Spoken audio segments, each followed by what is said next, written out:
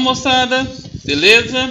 Estou aqui para mais uma videoaula para vocês. Nessa videoaula dos módulos 6 e 7, nós vamos dar continuidade no tema das outras aulas que nós vimos. E agora a gente vai falar de uma divisão do mundo, o mundo bipolar.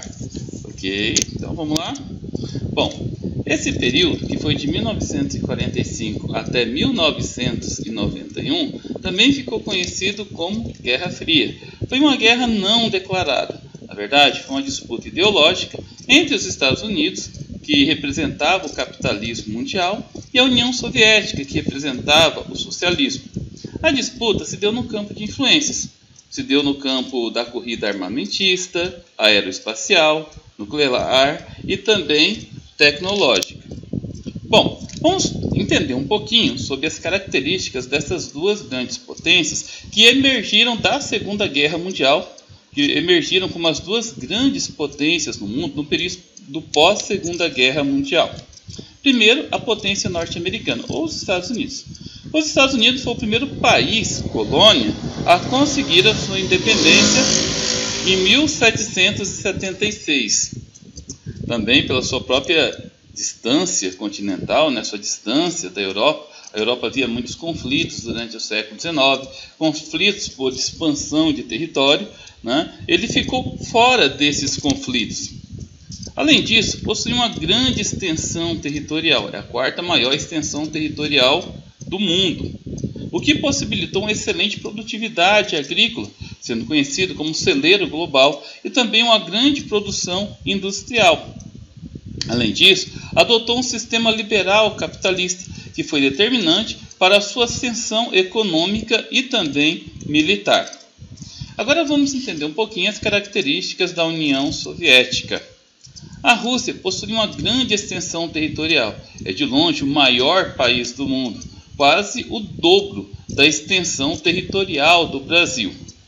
Aliado a uma enorme diversidade étnica. Isso tudo condicionou a Rússia a um sistema feudal baseado na nobreza e também na servidão.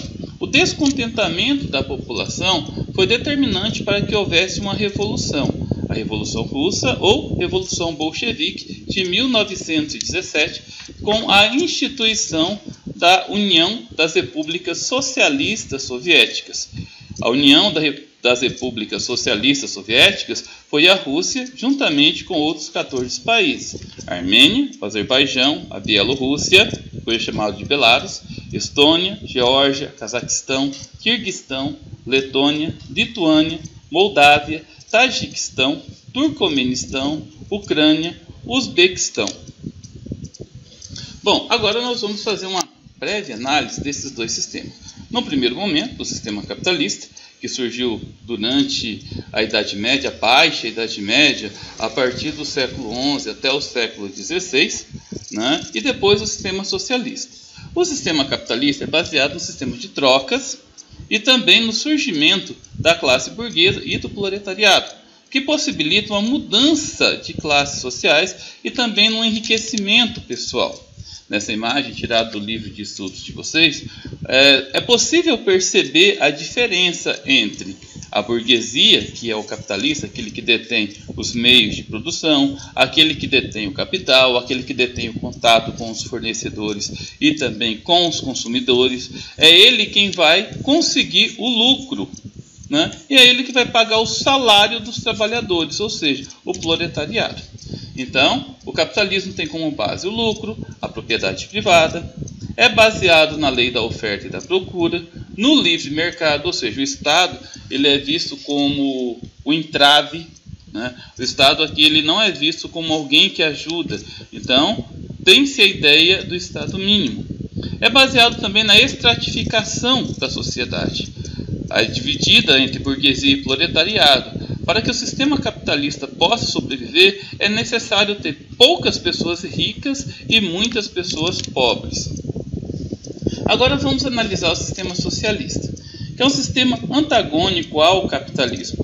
Ele tem como objetivo uma sociedade igualitária, o fim das classes sociais, o fim dos partidos políticos, Tem apenas um partido, que é o Partido dos Trabalhadores, o fim das propriedades privadas, ou seja, todas as propriedades passam a pertencer ao Estado, O Estado, o Estado ele passa a ser máximo, ou seja, ele é regulador dos preços, ele é mediador das distribuições das riquezas e também da renda. Nesse sistema, pessoal, como vocês podem observar, a economia é planificada. Existe um controle de produção e também uma distribuição das riquezas que se encontra nas mãos do Estado. O Estado ele pega todas essas riquezas e distribui entre os trabalhadores de acordo com o seu potencial ou de acordo com a forma como trabalham. Existe uma socialização dos meios de produção e, por fim, a abolição das propriedades privadas. Bom, eu tirei aqui um pequeno trecho do nosso texto, do nosso livro de estudos, para a gente conseguir observar na prática como que esse sistema se deu. No sistema socialista, o poder individual é apagado pelo sistema coletivo e o Estado é um elemento central, regulador do trabalho e da distribuição das riquezas produzidas.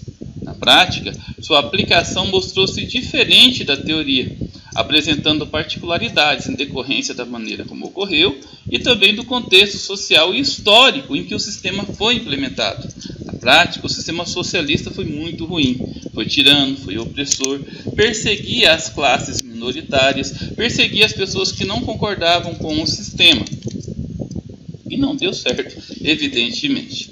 E diante desse sistema, o mundo bipolar, ele vivia em cima de disputas de influência. Nós vamos analisar várias disputas de influência que teve em decorrer desse período. Nós vamos analisar duas delas, a Guerra do Vietnã e a Guerra das Coreias. O Vietnã foi uma ex-colônia francesa que conseguiu sua independência em 1950 por causa da fragilização da França depois da Segunda Guerra Mundial. E foi dividido entre o Vietnã do Norte, com grande influência socialista da União Soviética, e a capital era Hanoi, e o Vietnã do Sul, com influência capitalista, apoiado pelos Estados Unidos, cuja capital era Saigon. Essa região sofreu uma violenta guerra. Bom, como a tentativa de unificação, uma série de conflitos ocorreram entre 1959 e 1975. Os Estados Unidos intervieram nessas disputas, ou seja, entraram para a guerra em 1965 para tentar conter o governo militar socialista e também os Vietcongs. Os Estados Unidos retiraram suas tropas em 1975. O conflito perdurou ainda até 1976, com o êxito do exército socialista e a unificação do Vietnã. O Vietnã atualmente apresenta um regime híbrido. Na década de 1980 começou uma transição para um socialismo de mercado, assim como a China. Vamos analisar agora a Península das Coreias, que resultou na Guerra das Coreias de 1950 até 1953. A Península da Coreia, assim como a Alemanha e o Vietnã, foi um país dividido após a Segunda Guerra Mundial, ou seja, foi dividido através da Conferência de Potsdam, ficando a Coreia do Norte sob influência da União Soviética e a Coreia do Sul sob a influência dos Estados Unidos. Então, a parte norte, influência socialista, e a parte sul com influência capitalista. Essa divisão não agradou a nenhuma das Coreias. Em 1950, uma investida da parte norte em direção ao sul pretendia uma unificação. A ONU considerou a invasão norte-coreana ilegal e apoiou a Coreia do Sul contra a investida, que foi respondida com uma guerra. Os Estados Unidos também apoiou a Coreia do Sul. Em 1953 foi declarado um armistício, ou seja, uma suspensão do período de guerra. A Coreia do Norte não reconheceu essa suspensão, não reconheceu o fim da guerra. E para a Coreia do Norte, as duas Coreias continuam em estado de guerra até os dias de hoje. Em 2018, abril de 2018, foi realizado um encontro, uma reunião entre os líderes das duas Coreias, o Kim Jong-un, líder da Coreia do Norte, e o Moon Jae-in, líder da Coreia do Sul. A ideia foi ressurgir as possibilidades de um acordo de paz e também de um estabelecimento de negociações para o fim da divisão da Península da Coreia, o que encontra-se bastante avançado. Agora vamos entender rapidamente sobre o desenvolvimento tecnológico da Guerra Fria. Esse assunto ele é bastante complexo, ele é bastante extenso, então essa breve reflexão que eu vou fazer com vocês vai ficar apenas na corrida aeroespacial. A gente vai ver apenas algumas características desse período em relação à corrida aeroespacial. Os russos, os soviéticos, iniciaram todo o processo dessa corrida espacial através do Sputnik I, ou seja, o lançamento de um satélite em 1957. Também foram o primeiro a lançar o primeiro ser vivo para o espaço, a cadela Laika, também em 1957. A primeira sonda a viajar em órbita lunar e também a primeira sonda a pousar na Lua, a Luna 1 e 2, isso em 1959. Foi o primeiro país a mandar um homem para o espaço, Yuri Gagarin, em 1961, autor da frase "A Terra é azul". E por fim, os Estados Unidos enviaram a primeira tripulação a pisar em solo lunar, tripulando a aeronave Eagle, aposto do Apollo 11, a missão Apollo 11 foi a 11ª missão dos Estados Unidos no espaço e conseguiu, com os astronautas Michael Collins, Neil Armstrong, Buzz Aldrin, a poder pisar em solo lunar. Na verdade, o Neil Armstrong foi o primeiro e o Buzz Aldrin o segundo, e o Michael Collins ficou sobrevoando o espaço da Lua enquanto os dois estavam na Lua, estavam pisando, andando pela Lua. Eles trouxeram de lá cerca de 21,5 kg de matéria da Lua para ser analisado na Terra, solo lunar, rochas e assim por diante. E aqui a imagem de Neil Armstrong, um engenheiro aeroespacial e também primeiro astronauta a pisar na Lua. Como resultado de toda essa corrida, muitas tecnologias foram desenvolvidas e também incorporadas ao nosso dia a dia. E aqui como destaque a internet, que inicialmente foi desenvolvido pela NASA para armazenamento e troca de informações confidenciais entre os norte-americanos.